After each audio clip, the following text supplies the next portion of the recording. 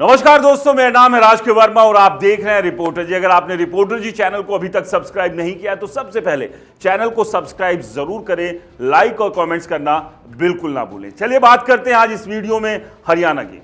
दोस्तों, हरियाणा में कांग्रेस के अंदर उठापटक खत्म होने का नाम नहीं ले रही है।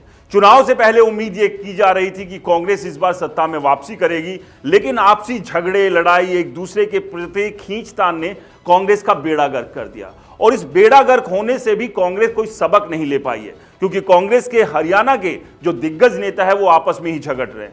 गुटबाजी कुछ इस कदर है कि एक दूसरे को नीचा दिखाने की कोर कसर में कोई भी पीछे नहीं है। और इस सब के बीच और इस सब की वजह से अभी तक कांग्रेस अपना विधायक दल का नेता नहीं चुन पाई है। और यही वजह है कि अभी तक हरियाणा में नेता प्रतिपक्ष यानी कि लीडर और अपोजिशन का नाम भी साफ नहीं हुआ है। और लगातार यही कयास लगाए जा रहे हैं कि आखिरकार लीडर ऑफ अपोजिशन कौन होगा, क्योंकि जिसे कांग्रेस अपना विधायक दल का नेता चुनेगी वही लीडर ऑफ अपोजिशन होगा। क्योंकि जो सीटें अभी कांग्रेस ने जीती हैं उसमें एक बड़ा नंबर भूपेंद्र सिंह हुड्डा के समर्थित या करीबी विधायक हैं। और ऐसे में यही एक खींचतान की वजह है, क्योंकि जो जानकारी मिल रही है कांग्रेस हाईकमान कहीं ना कहीं अब ये चाहता है कि हरियाणा में वो भूपेंद्र सिंह हुड्डा कि लीडरशिप या उनकी छांव से बाहर निकले और किसी दूसरे चेहरे को यहां पर एक बड़ा लीडर बनाने की कोशिश की जाए।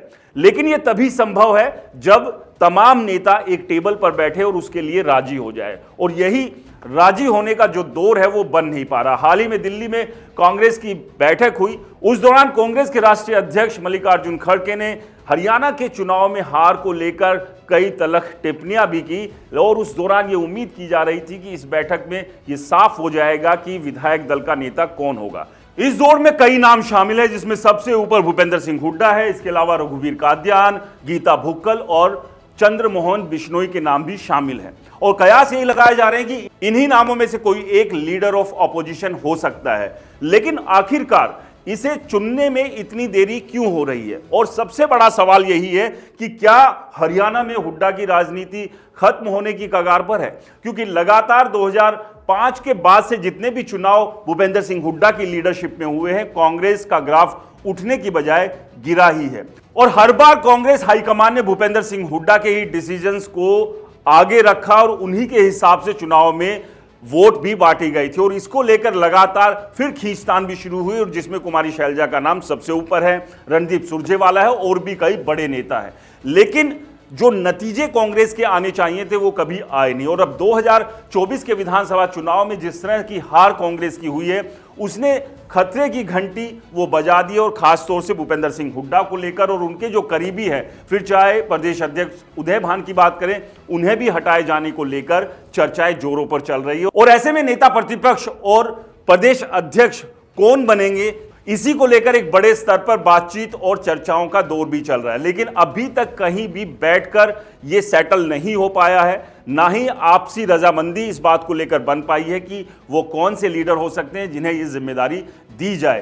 क्या अब भूपेंद्र सिंह हुड्डा को कांग्रेस हाईकमान नहीं चाहती है कि उन्हें या उनके करीबियों को इन दोनों पद पर लाकर बैठाया जाए? और यही वजह है कि लगातार देरी हो रही है। विधानसभा का एक सत्र बगैर लीडर ऑफ अपोजिशन के भी खत्म हुआ, और यही एक बड़ी वजह भी मानी गई कि हरियाणा के इतिहास में पहली बार ऐसा हुआ है कि इतना लंबा समय लीडर ऑफ अपोजिशन को चुनने में लग रहा है। और यही वजह है कि तमाम, फिर चाहे कुमारी शैलजा हो या दूसरे लीडर, भूपेंद्र सिंह हुड्डा को लेकर हाईकमान के टच में है। और जिस तरह से ये नतीजे जो हार आई है उसका ठीकरा वो लगातार भूपेंद्र सिंह हुड्डा के सर पर ही फोड़ रहे हैं। तो वहीं भूपेंद्र सिंह हुड्डा और उनका खेमा इस हार के लिए ईवीएम को जिम्मेदार बता रहा है। कोशिश यही है कि ईवीएम को दोषी बताकर अपनी खामियों से पीछा छुड़ाया जा सके। लेकिन ये सभी अच्छे से जानते हैं कि हरियाणा में जिस तरह का प्रदर्शन कांग्रेस ने किया उसके पीछे हरियाणा के नेताओं की जो रणनीति, यानी कि कमजोर रणनीति, आपसी लड़ाई झगड़े,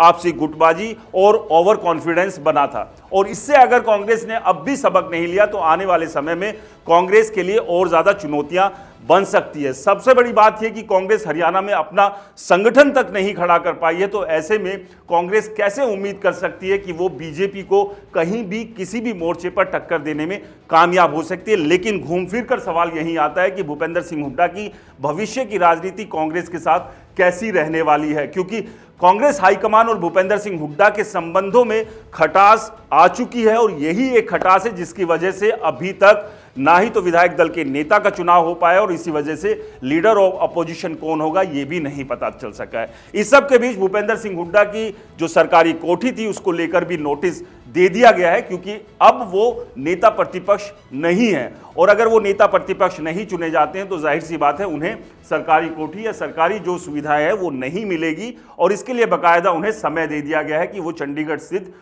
अपनी कोठी को खाली कर दे। तो एक के बाद एक झटके भूपेंद्र सिंह हुड्डा को यहां पर लग रहे हैं।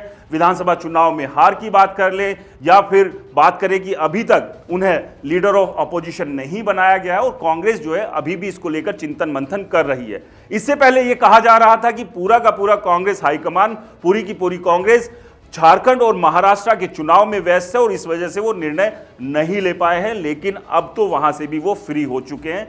तो अब यहां से आप अंदाजा लगा लीजिए कि कांग्रेस के भीतर अभी भी उठापटक और गुटबाजी चल रही है और भूपेंद्र सिंह हुड्डा का एंटी जो खेमा है कहीं ना कहीं उनके ऊपर इस बार भारी पड़ रहा है। आपको क्या लगता है कि हरियाणा की राजनीति में अगर कांग्रेस को अपने दबदबे को फिर से बनाना है तो क्या कांग्रेस की कमान हुड्डा से छीनकर किसी दूसरे लीडर को दे देनी चाहिए या फिर भूपेंद्र सिंह हुड्डा पर ही एक बार फिर से भरोसा जताने की जरूरत है?